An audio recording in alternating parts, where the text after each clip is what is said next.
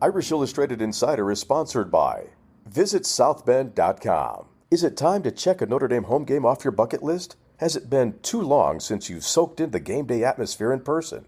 Whether it's for the first time ever or in a while, start planning your trip to South Bend to watch the Fighting Irish with ideas and inspiration at visitsouthbend.com. With Tim O'Malley and Pete Sampson, I'm Tim Priester of Irish Illustrated. It's Thursday, September 22nd, Notre Dame gearing up to travel to Chapel Hill to take on North Carolina, undefeated North Carolina, powerful offense, bad defense, kind of the reverse for Notre Dame. How do you guys see this matchup this weekend in Chapel Hill? Yeah, it's closer going back to, without Notre Dame being obviously at that level of 2020, where it was just an array of offensive stars for North Carolina, and you knew Notre Dame was a bigger, stronger set up on the lines. Now, Notre Dame's offensive line then was the second best in the country. Right now, they had a good half and a quarter, basically.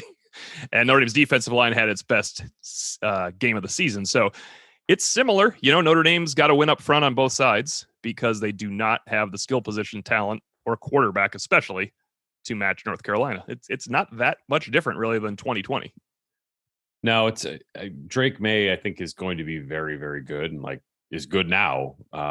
Is he going to be talked about in the way Sam Howell was going into the 2020 season? Probably a couple of years away from that, but it certainly feels like he's sort of on that glide path right now. So it's, I think we talked about this on the podcast earlier in this week, or maybe Priester and I were chatting about it before we recorded. Just like Notre Dame secondary, they're good. Like, are they really good? Are they just okay? Like, they seem like they're in the right spot, but they're not making a lot of plays necessarily. Like this weekend, being in the right spot is probably going to be enough. And if you can make a play on top of that, then I feel like Notre Dame's secondary could rise to the occasion. But I think the challenge with North Carolina is it's serious.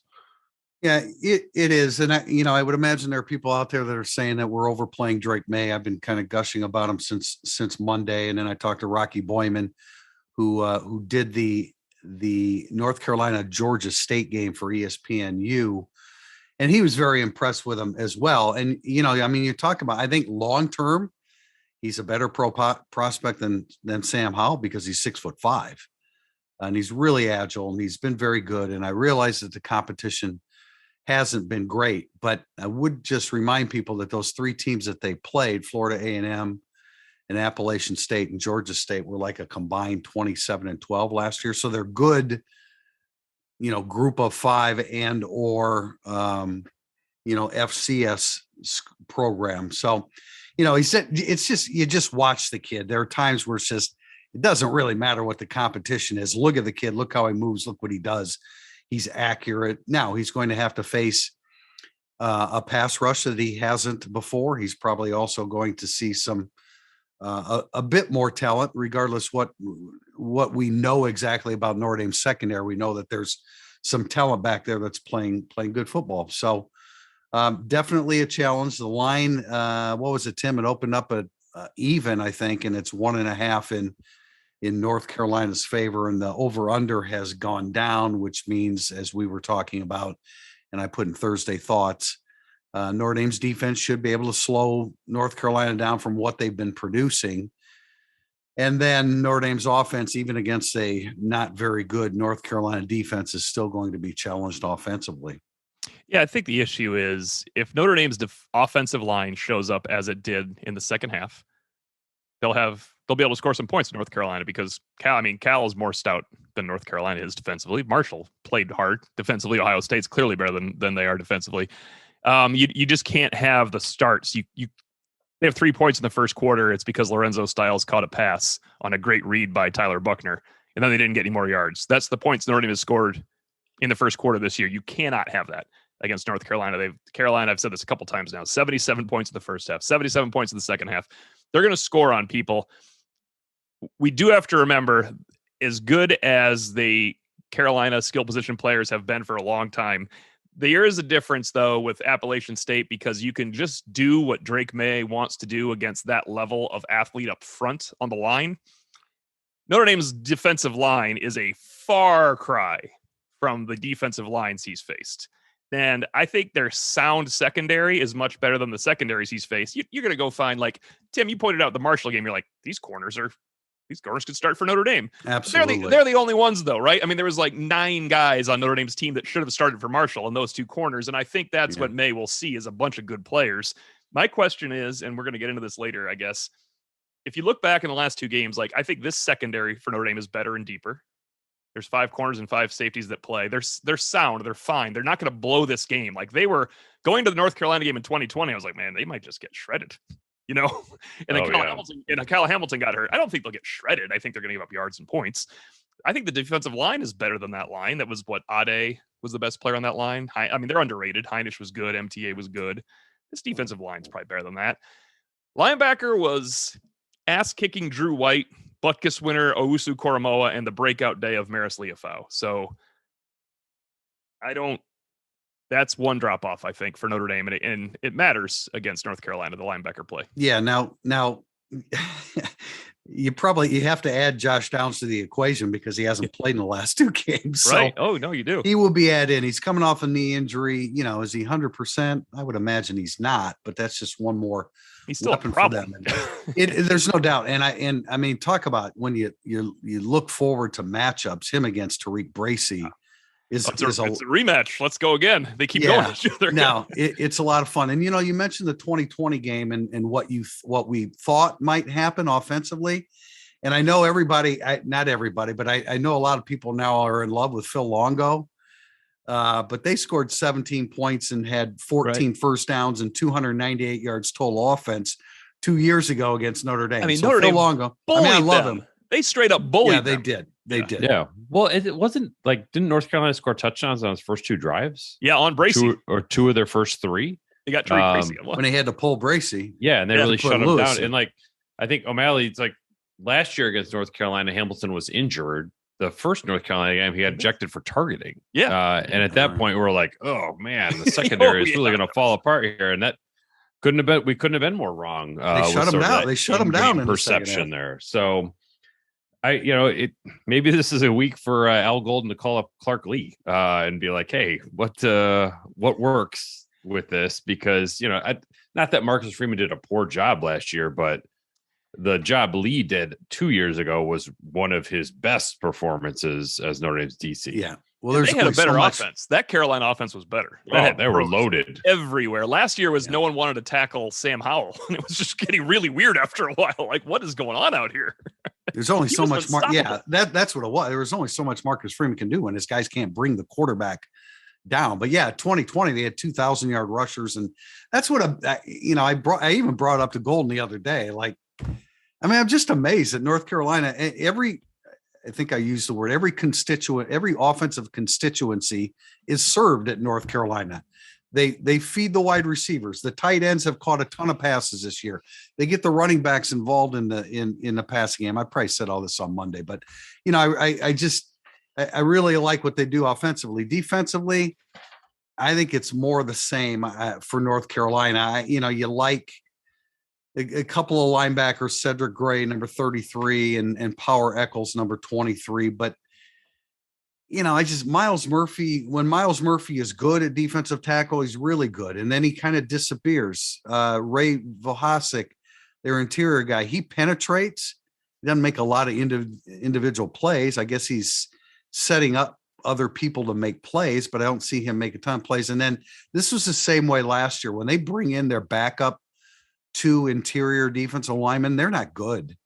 So when you see 98 and what's the other number, 5, and 5 is Ritzy, who's a highly rated player, but I just don't, they're not stout up front. Noah Taylor, I loved at Virginia, but I see him he's a pass rusher. You can push him around in the running game. So I see Notre Dame running right at that defensive line and having some success doing that on the back end, you know, and talking to Rocky Boyman.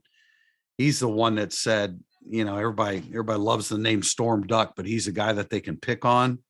You know, Tony Grimes has kind of been up and down a corner, but that was a 5-star corner that's been banged up a little bit. So, I mean, there are opportunities there. If this is, remember last week we were saying that Cal's not the best opponent for for Drew Pine to make his first start. North Carolina's a pretty damn good opponent for him to make his first road start. It's funny you mentioned their backup defensive linemen aren't good, as bluntly as possible. If they were, we'd be talking about a different program because they have skill position players all the time. So clearly there's issues, and that's why they lose games. And I mean, I made the comment when you watch May on film, Pete, you're right. He is going to be as good as Howell. I just have so much respect for Sam Howell because he basically put them on his back in that game last year and made it a close game with Notre Dame. It had to be mad. You could tell Brian Kelly was pissed because he kind of did the old, well, he's not sitting out any games and he's going pro conversation right after that game. Yeah, I remember that. That was a showcase by him. So I don't think you'll see that from Drake May. And we have some questions on running ability coming up, so we won't get into that. But it's closer. It's intriguing to me because it's like the 2020 game, only Notre Dame was a much better football team in 2020, I think, than they are now. Yeah, I would agree with that, Tim. Keep in mind, May start 3 games, and he's just so comfortable back there, and he's almost. I'm put this in a preview. He's almost confident to a fault, whereas good. Notre Dame needs some turnovers. Yeah, I know, no, exactly. Whereas Drew Pine, under pressure, went in the other direction. I think Drake May is more likely to try to be gunslinger in a big. He's playing against Notre Dame, and they're at home. I think he's more likely to try to be gunslinger. And does he make a mistake in the process? I don't see him making a whole lot of mistakes so far. His 11 touchdown passes ties with 2 other guys for tops in the nation. He's only thrown 1 pick. He did fumble. I believe it was, I don't know if it was App State or Georgia State. Now they're running together for me, but he did fumble. And I think that he could at times try to do a little bit too much, but I would imagine North Carolina probably feels like they can live with that, with what he does, with the positives that he adds.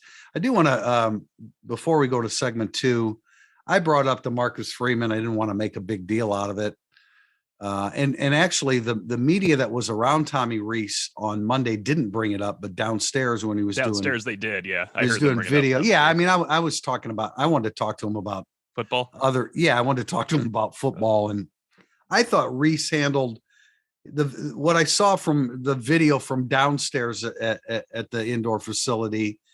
I mean, I thought he handled it really well. He said, obviously the language, but you had to do something to snap him out of it. And Marcus Freeman kind of echoed that today, that he's not playing well. We have to do something. You normally don't have that caught on film like it was. But I thought they both answered it really, really well. And of course, Drew Pine handled the yelling very well, extremely well. I don't think Tyler Buckner, I don't think you coach Tyler Buckner like that. And Marcus Freeman said, I know you don't coach. First of all, I know you don't coach Tyler Buckner like that. Right. But Marcus Freeman said, you coach each guy individually, and maybe he had Buckner in mind when he said that. But I don't know, just your thoughts on how Rees and Freeman handled that situation. I would push back on the notion that it snapped Drew Pine out of anything. Well, he afterwards had 2 more they went 3 and out, and then he fumbled the snap. So I don't think it really snapped him out of anything. I think he can take it. It's football. I don't have a problem with people saying the F word in football, like whether you're caught on TV or not. I mean, give me a break. So I thought Rees handled it well. I thought Freeman handled it well. I didn't think anybody who covers Notre Dame tried to make like a big issue out of it. I asked this to Freeman and Rees this week. Like, I'm more interested about like, what the hell was the matter with Drew Pine at the beginning of the game? And you try to like reverse engineer that to figure out, okay, how could you possibly play that poorly to begin the game? And Rees talked about nerves, because I asked about nerves, but then he said like, you got to take the emotion out of it. And like, okay, you didn't rotate your upper body, which is why you sort of worm burner a throw. That to me is more interesting than what Tommy Rees saying, do your effing job over the phone. I think it made for a good meme, but doesn't really have a whole lot to do with like the arc of the season. Yeah, Pete, I think you might have left when I asked Rees about the difference between coming into a game where I thought Drew Pine came into games against Wisconsin great and Cincinnati did fine. Are you saying he was a spark? Well, he was with moxie. He was an inspiration with his moxie and his spark. Okay. But I asked him about starting a game. He's like, yeah, starting Reese is like starting's different because remember Reese's first time was Michigan. That was bad. Was one play. But Tulsa, he acquitted himself well. I mean, statistically there were 3 picks, but everything else he Notre Dame would like to have Notre Dame would like to have 4 touchdown passes and 334 yards this week, like Tommy Reese had in his first game. But he mentioned, it's tough when you're the first time starter. You're starting. Everything all week long is just harder, and it should get easier for Drew Pine. I was shocked Drew Pine basically wet the bed in the first quarter. And I'm not the only one saying that. I'm not. I mean, we know everybody said that, and I'm not talking about writers. We're talking about everybody involved with the Notre Dame program. I was stunned. I thought he had more confidence than that, but I do think he'll build from the fact that he played much better going forward. And even if analytically you look at things and go, well, how much better did he play? He never threw the ball downfield. In his mind, he had played a lot better when he left that game, right? That he had the 2 touchdowns, led them to victory, and had a much better second half. I guess I shouldn't have snapped out of it is not not the right phrase because there were 2 more series, but he did finish 14 for 15, right? Which is a testament to Reese. Probably the way Reese handled him the rest of the game, the play calling. Yeah, it was easy stuff, but it was extremely important that Drew Pine had success. It didn't matter. It doesn't matter if they're. Doesn't matter the what is it, Sam Pete? That 0.6. 0.6 something yards, average yards of completion target. So make it 0.7, Pete. It's still bad. They called this out on the broadcast. I mentioned it in one of my stories this week. Like I thought it was significant the way Michael Mayer responded after Drew Pine airmailed him on 3rd down, which I think was the same time he was getting the phone call from Reese. Like you didn't need Mayer and Reese ganging up on you. So it was, a little bit of a bad guy. I thought when he overshot him up the seam, I thought Mayer's body language was a little showed a little bit. It was 45. It was 45 yards easily. No, you have to. I hear you. On the sideline. I mean, when he tapped him on the helmet. No, exactly. Like, that's over, right. It's cool. I'm totally fine. Like on the field, if you're like, right. What? Yeah, he responded like a captain and a good teammate. So that was all good. This segment of Irish Illustrated Insider was brought to you by Circa Resort and Casino in Las Vegas. Located on Fremont Street in historic downtown Las Vegas, Circa is the home of the world's largest sports book where you can watch up to 19 games at once. Want to be outside? No problem. There is no better place to take in all the college football and NFL action than Stadium Swim.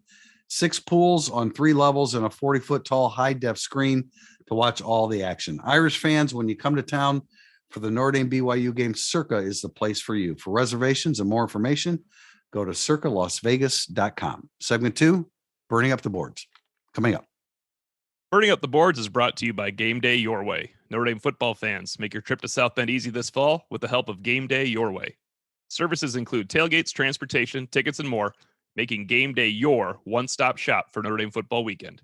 Learn more at GameDayYourWay.com and use promo code IrishPod22 to save 10% on your tailgate package.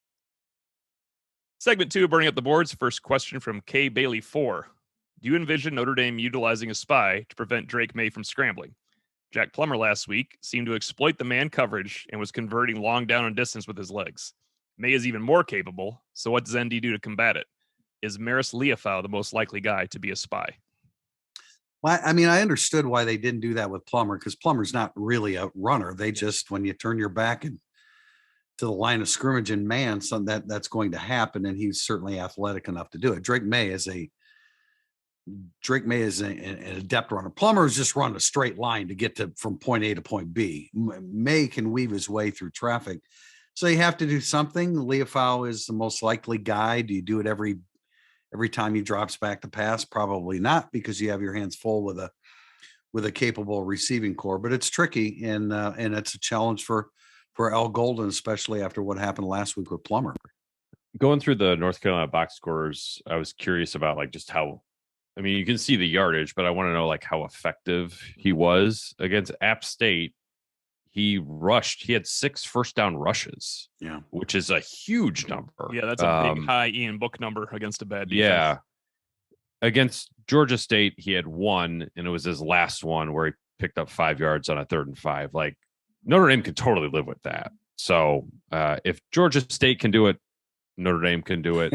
I'm not really sure what App State's plan was, but I mean, they gave up an 11-yard rush on a 1st and 10, a 27-yard rush on a 1st and 15. This wasn't a first down, but he picked up 10 yards on a 1st and 15 as well, 12 yards on a 1st and 10. So, like, App State just didn't even bother to pay attention to him. It looked like Georgia State did, and that Notre Dame would take that in a heartbeat if you said he's going to run for 1 first down and just about, I think non-sack yardage was 22 yards. That's very doable. I'd like to ask Al Golden or Clark Lee or Freeman what it's like to use a spy on a quarterback when you have to play your defense anyway, because they don't give you an extra player. And I think, you quite often need, I mean, it's different to use a spy on 3rd and 12. Yes, Maris Leofau or Jack Kaiser or someone should be the spy, but you can't spy on 1st and 10. You can't spy on 2nd and 8. I mean, it's just, you have to run a defense really.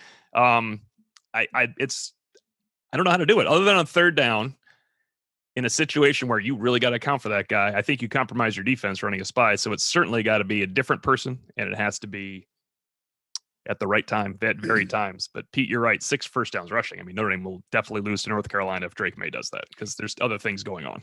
Yeah. And Cal had a good trio of receivers, but man, when you look at North Carolina, Josh Downs back in action, Andre Green, who's had a bit of a knee, Kobe Pasor's done a really nice job for them. They use their tight ends a bunch. Gavin Blackwell's another whiteout.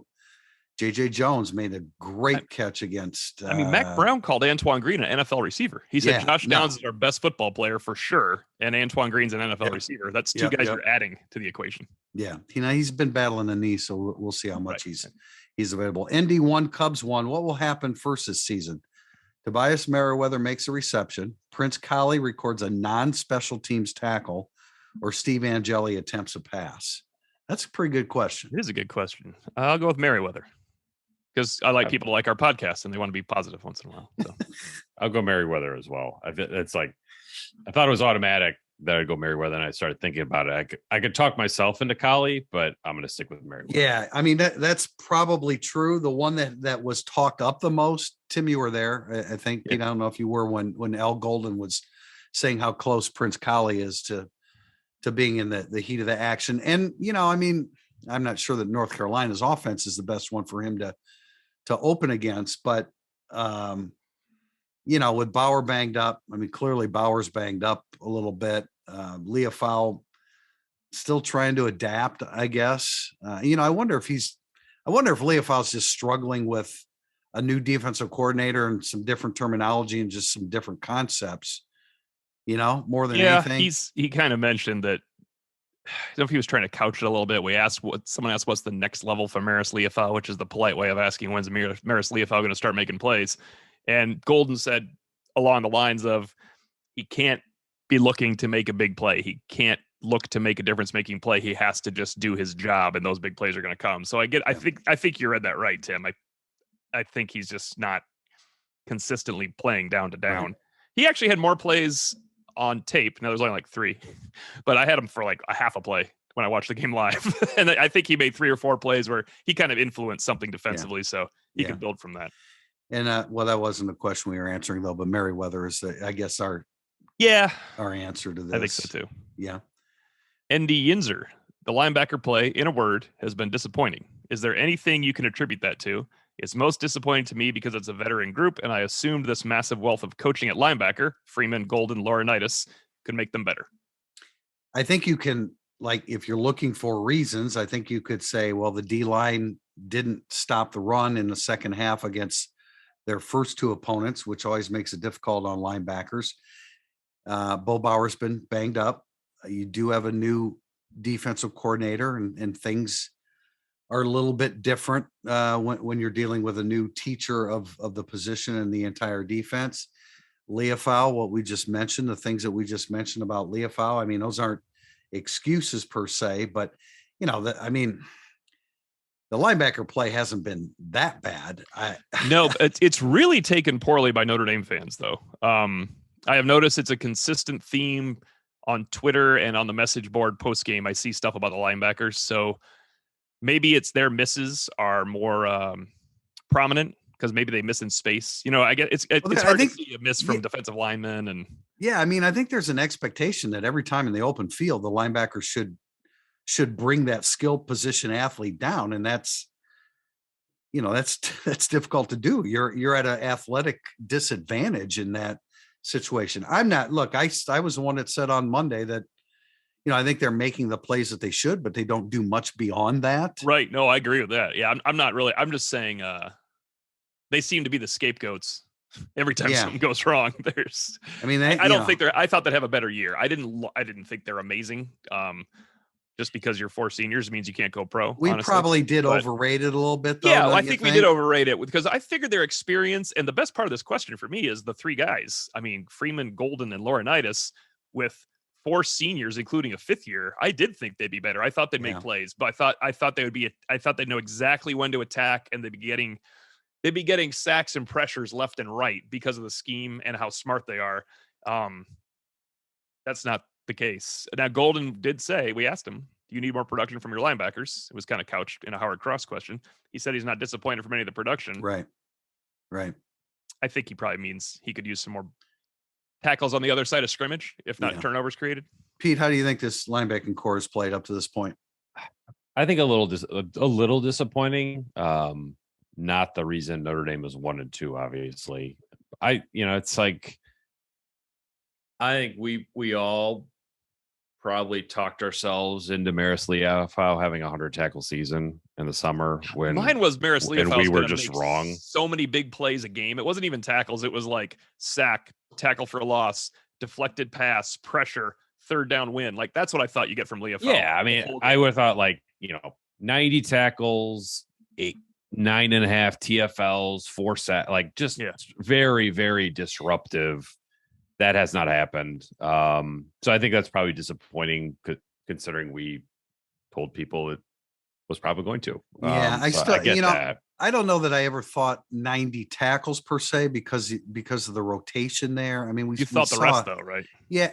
Well, yeah, well, okay, that's what I'm leading to. I still think there are a lot of big plays left with Maris Leafau in this season, but it just it hasn't happened in the first 3 games.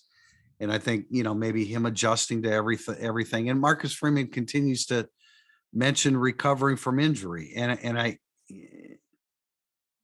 I mean, we haven't really been able to pinpoint exactly what that is per se. We think shin splints, but we don't shin have it splints is what we were told. But anyway, it's a good question because I don't think that they've gone outside of the parameters of what we expect them to be, and they need a little bit more than that. And I think they will get that from Leafau in terms of big plays. And we talked on Monday, I think, about him as a pass rusher and some of the things that he can do there. And maybe he gets back in the passing lanes again for North Carolina. Question from ND Squid 23: do we see Drew Pine attempt more (parentheses any) shots downfield this week? Pete, how many shots? I would hope so. I mean, I think Tim, you asked Reese about this directly on Tuesday, and he's like, he was a little. We kind of have to do that. Yeah, but I thought he was a little defensive in saying we did. He referred to the overthrow to Mayer up the seam. I don't. I mean, really that's not a downfield shot. That's not a mid-range shot that technically went 20 yards. Come on, that's dumb. I mean, they can't Drew Pine is not going to throw a back shoulder fade all game ever. That's he's just limited physically. So I don't. Why can't he throw a back shoulder ball? That ball has to travel a long way. I just he's physically limited. I don't think it's good coaching to take vertical shots just to take them. So it'll be more than last week, but it's still going to be a short passing game the rest of the year. I just don't think the passing game is going to change a whole lot. How many? And I realize because he has great speed, but how many deep balls you want him to throw to Braden Lindsey when he can't win a contested ball? Yeah, I mean, Tyler Buckner. It was part of the plan. He threw was it 7 or 8 deep? I forgot. I think it's 7. I guess he won. He definitely should have hit. And Styles could have helped him on one. Turned around a little bit, but you got to catch that ball, right? You're Lorenzo Styles. We all like you. And he missed one where Lindsey was seemingly. Lindsey went deep, and Buckner went short at the end of the half, and it should have gone deep, and Lindsey had the guy. It was a touchdown. I mean, no doubt. I really want to pull that. No doubt. And that play in particular, that's unfair of me to say that about Lindsey. But look, I think realistically, let's talk more about the 15 to 17 yard throws. But now the question is, are those dangerous with Drew Pine? Because the deep ball interception doesn't matter all that much, does it? Well, that's a point. But I think there's some stuff Talking a little bit bit beyond intermediate that they can run, and it requires a receiver to get separation, man. I mean, I get the frustration, but you have to have, when you have trouble stringing together, first downs and long drives, you need to be intelligent about how many deep shots you take. That's why I say 15 to 22 yards. Yeah, they need to do more in that area. I don't know what you guys consider deep. Like for me, it's 20 yards plus. That's a deep shot. They didn't attempt any of them last week. My next category that I chart is like 6 to 20, which is a pretty big range. He was 1 of 4 for 21 yards. I think he just needs to be 6 of 11 on 6 to 15 this game and get the ball to Styles and Mayer while they're running on drags and crosses and stuff like that. I just don't think, when you say he won't do a back shoulder fade, I don't think he can do the field side out. I think that's that's the most dangerous thing. I'd rather have him take a shot to Lindsey than a field side out and all that kind of stuff that comes back. Like, there's got to be some back shoulder throws that can be made. They don't have to be 25 yards downfield. Like I get all of it, and I think it's important, and that's why I wrote a story on and ask a bunch of questions about getting vertical. They need to do a little bit. I think everybody agrees. Tommy Reese agrees. They need to be able to do something consistently a little bit further downfield. Insane Indy Tucson. Seeing how the running game has fared the first 3 games, do you feel Jadarian Price would have been a contributor minus the injury? I don't think that this is an after the fact comment on our part, and I think you're going to agree with me on this. And I think he would have been. It may have been at the expense of Audric Estime up to this point. Or maybe, I guess, Tyree was certainly compromised in the first couple games, but this isn't an after the fact, they'd be better if they had Jadarian Price. They loved Jadarian Price, and they thought he was going to make an impact right from the very beginning of the 22 season. I'm not going to hijack this question, but you know who really would have made a difference? Nicholas Singleton. Jesus. Pete, you hijacked the question. But sorry. And I said I wasn't going to do that. Yeah.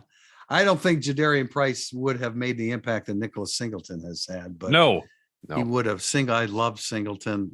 I was hijacked. I became I was crushed as the deep-seated Notre Dame fan when he chose Penn State. That Gio Bernard, man. Oh, what a difference. He became a player, didn't he? Timely too. Next from Chubby Squirrel, the best name on our list today, I think. Do you think the college game should implement the offensive coordinator to quarterback speaker technology in their helmets like the NFL? If so, how do you think it would affect the game, good or bad? Well, I mean, it makes more sense to have it in college than pro, right? Yeah, it does. It certainly does. Tim, would you be able to watch college football if you didn't have the check with me on the sideline? If that was taken away, like, wouldn't that ruin the experience? Oh my! It would enhance.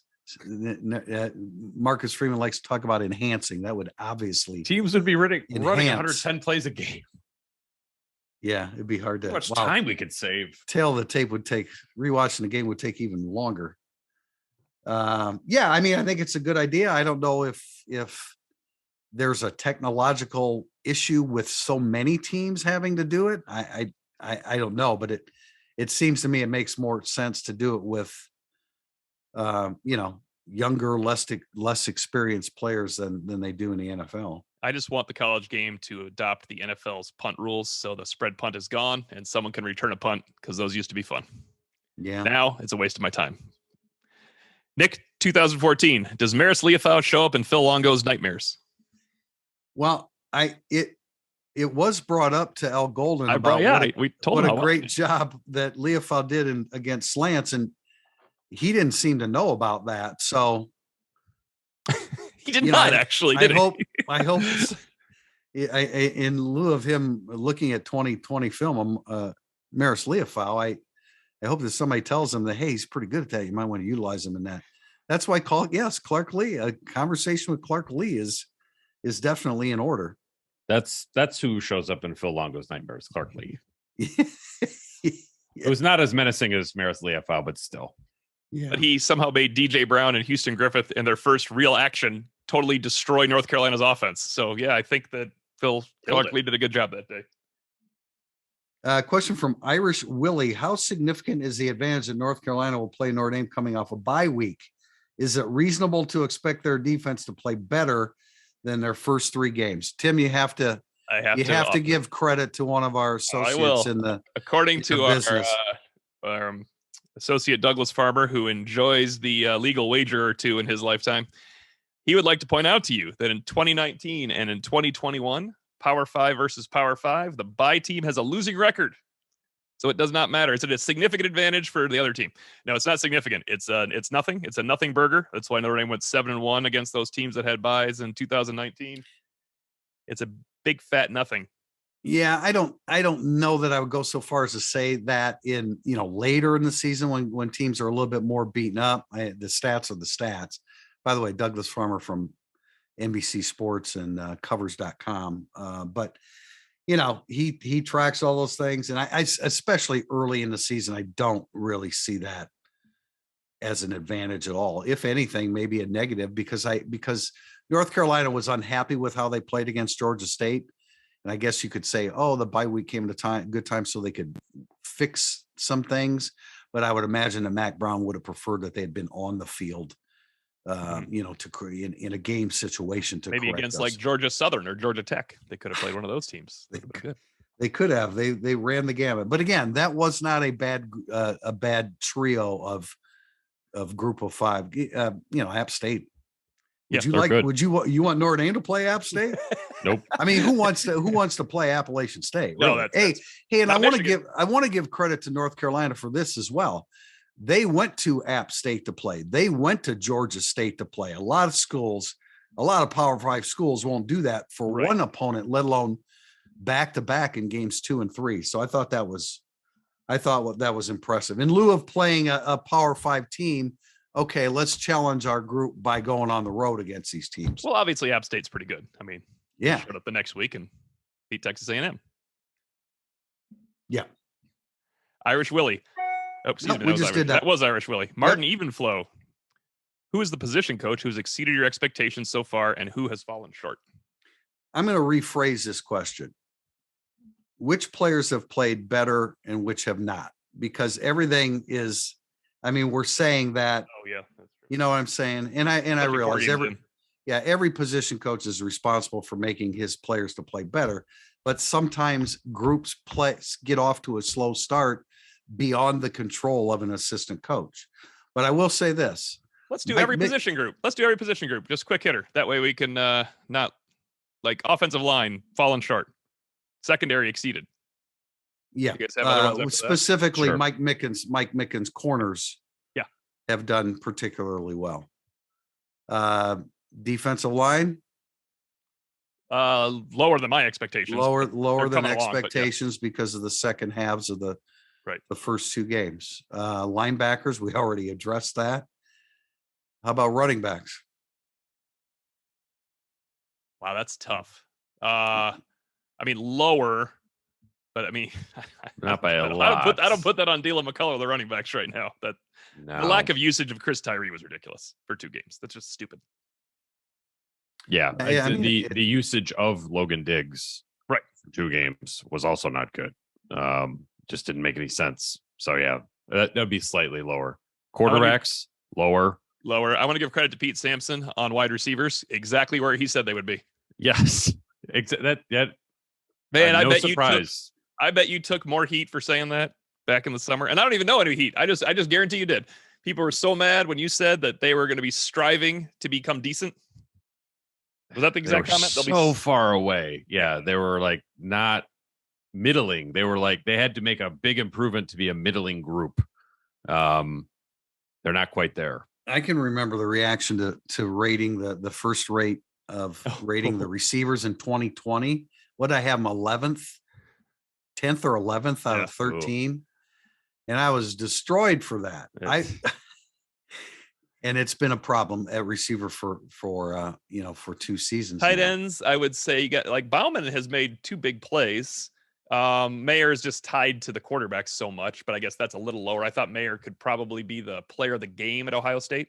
I mean, that's tied to the quarterbacks more than anything else, obviously. Mm-hmm. But if you're going by that, then lower, because I thought he would have more impactful numbers, more impactful games than he said. Yeah. Tight ends, I'd go a little bit higher just because, like, Bauman, unfortunately, I think he's kind of banged up now, so we'll see. But, I think even Raridan and Stays, they got into meaningful situations faster than Merriweather, faster than Tui Halamaga. Short of Morrison and Mickey, that position I think has sort of made the quickest impact. Yeah, that's call. And they're missing Evans, so they needed him too. That's a good call. They're missing Evans. That's why I bring up cornerbacks, because Lewis played very well last week. You have the 2 freshmen. Mickey's been exposed a little bit. Morrison was beaten deep, but those guys have done. Morrison in particular, I think, has a chance to be a real standout. That position to me is like by far the Bracey biggest exceeding of expectations. Yeah, Bracey. We thought they'd be shredded game 1. So, beyond recognition, there probably aren't 10 better nickels in the country than Tariq Bracey. No, and Chris O'Leary was on that one back in March or April. He told us. Yeah. What about safety play?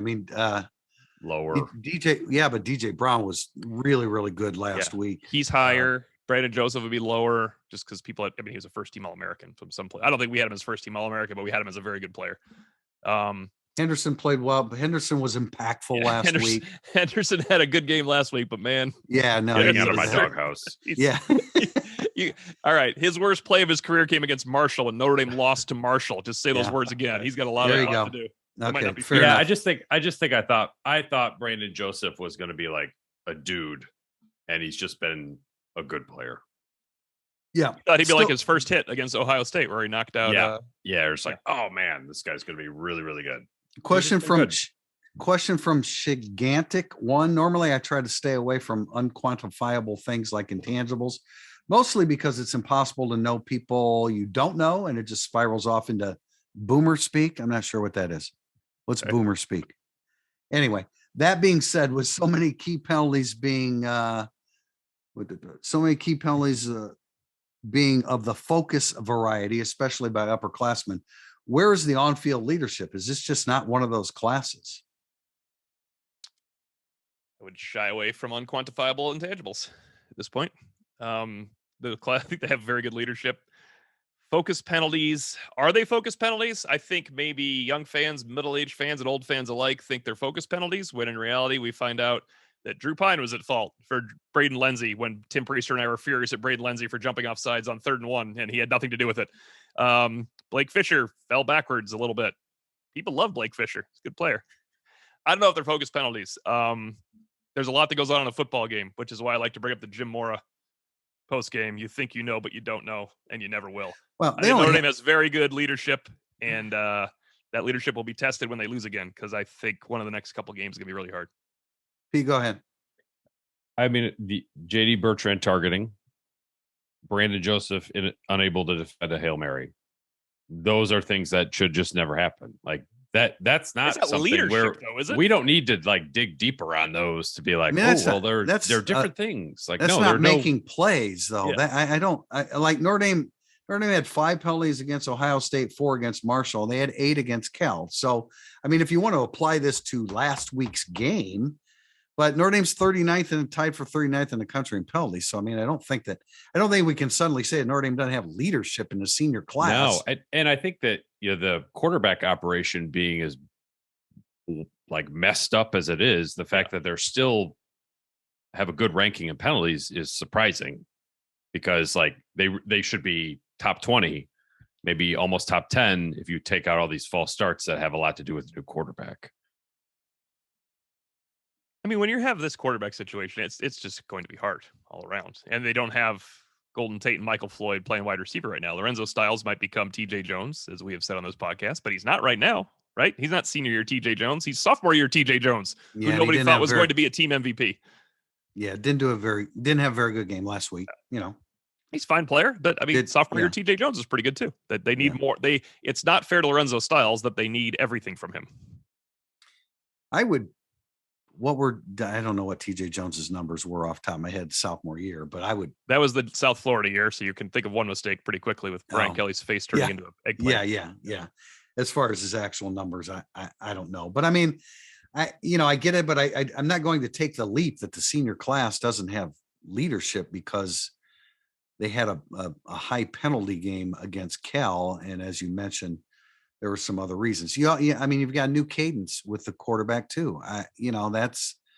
What was the exact cause of Lindsey jumping early? What do you know? But Reese had mentioned it was on, not Reese. Excuse me, Freeman mentioned that that's on.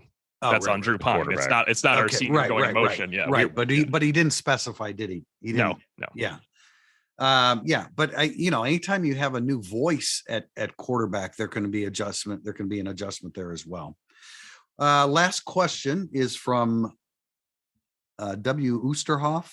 What's your take on Marcus Freeman's press conference demeanor over the first few weeks versus prior coaching? To me, he seems calm, cool, and collected. Is this so compared to Brian Kelly? It has to be, because I can barely remember Charlie Weiss's press conferences. Win or lose. I mean, I thought it meant maybe opposed to Marcus Freeman last year as a defensive coordinator. Oh, yeah. I didn't talk to him enough for that. That's not enough. Yeah. And I think he seems the same either way. He has not come across as uncomfortable in press conferences. Mm-mm.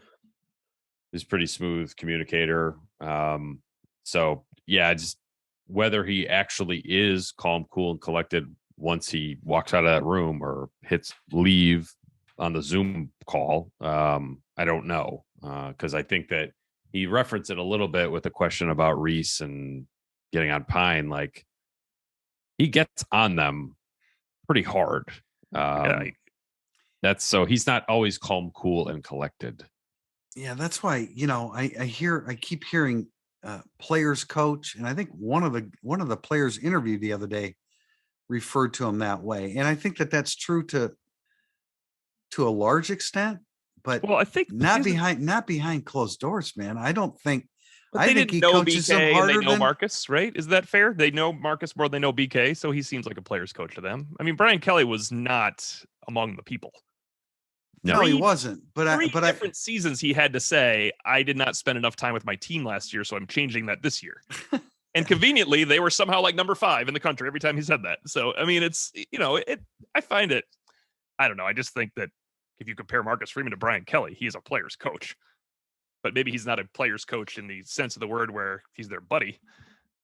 Yeah, and I don't know. I think that he's still kind of finding his feet in press conferences, because I'm not sure that he's completely comfortable with that. And I think sometimes we're trying to ask a probing question, and maybe he doesn't want to say anything about certain topics, which I get.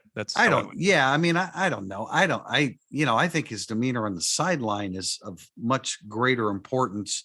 And I'm not saying good or bad one way, but I think that he really fights his emotions during a game. He reminds me of me coaching, because I think he really fights his emotions sometimes, and that spills out. Not saying whether it's good or bad or not, but that's much more important. Didn't somebody bring up that? Oh, he's not emotional enough on the sideline. Wouldn't that? I don't know. Previous. I think he would be. All right, there's a couple things I'd like to throw in here. First of all, they lost to Marshall, and he didn't go viral in the press conference, so he's pretty calm. Because had I lost to Marshall as Notre Dame's head football coach that just was on the cover of GQ or in a story in GQ, and everybody loved and did a whole story on me, I'd be pretty mad during that game, because it's Marshall.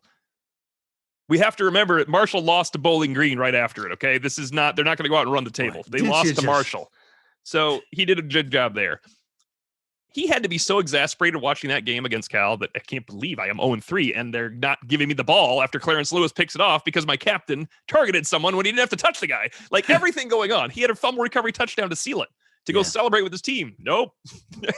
Not only was he not grounding Jake Plummer, they just called him down for falling down and throwing the ball forward. I mean, it had to be awful watching that game. So I think you will see Marcus Freeman's sideline demeanor change when it's not like the first is always happening. Like he had to present himself probably against Ohio State. This is my first game as Notre Dame's coach. Everybody's watching me. It's a big deal. The whole world's watching.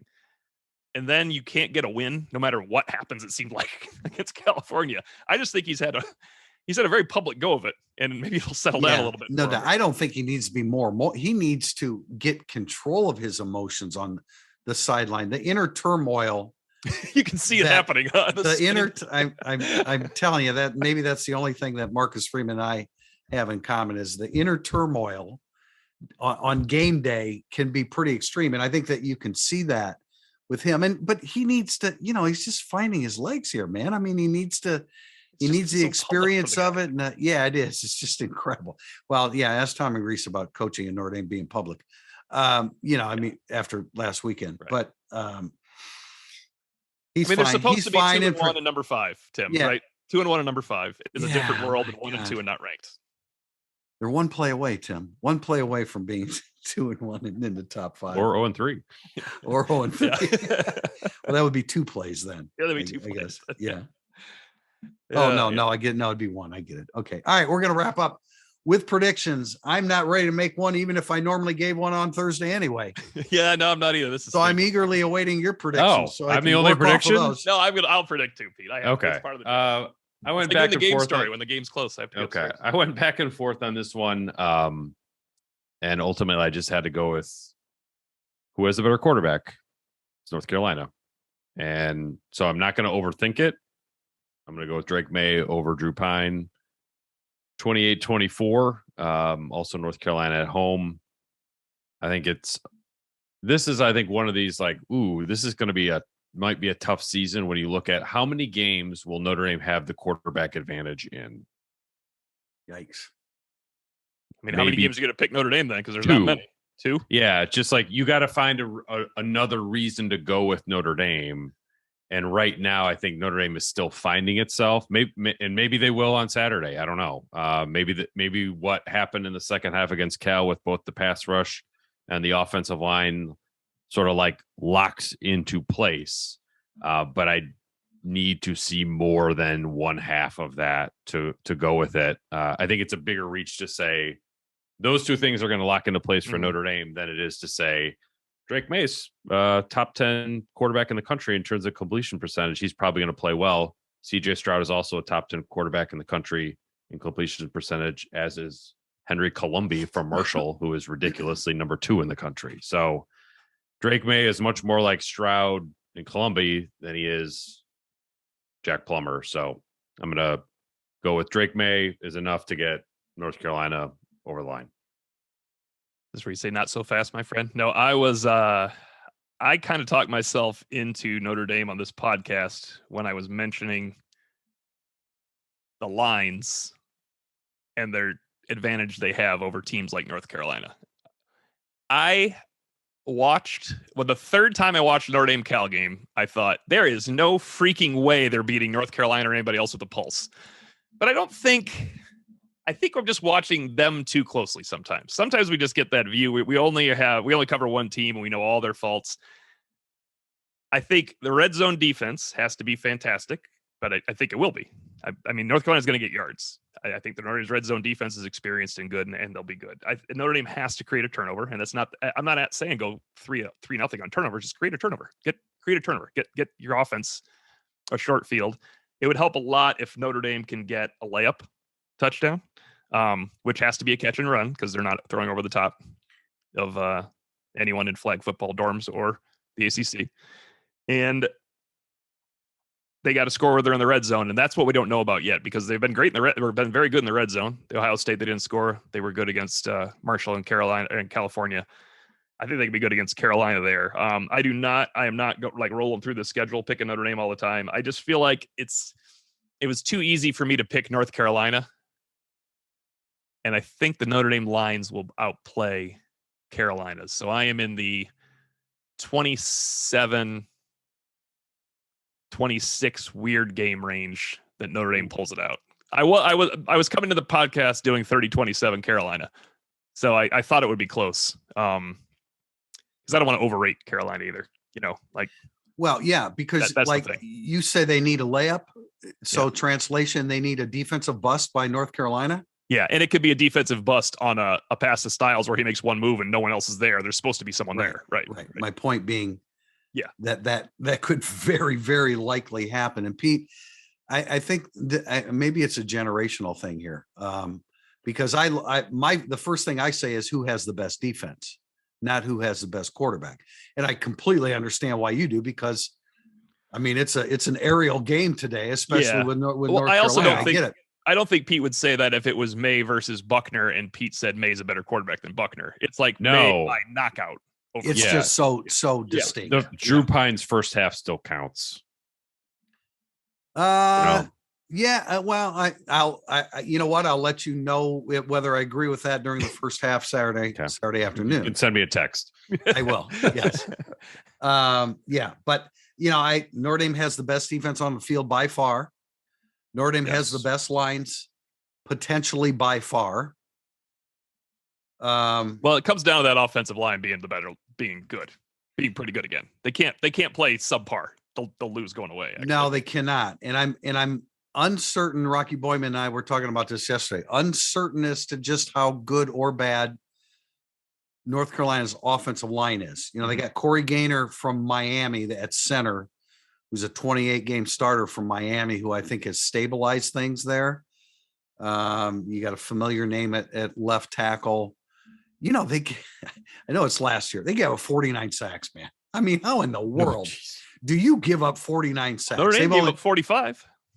Well, yeah, but they had an immobile quarterback, and North Carolina did not. They somehow gave up 55 in the first 5 games and only 45 on the year, though. That was kind of incredible.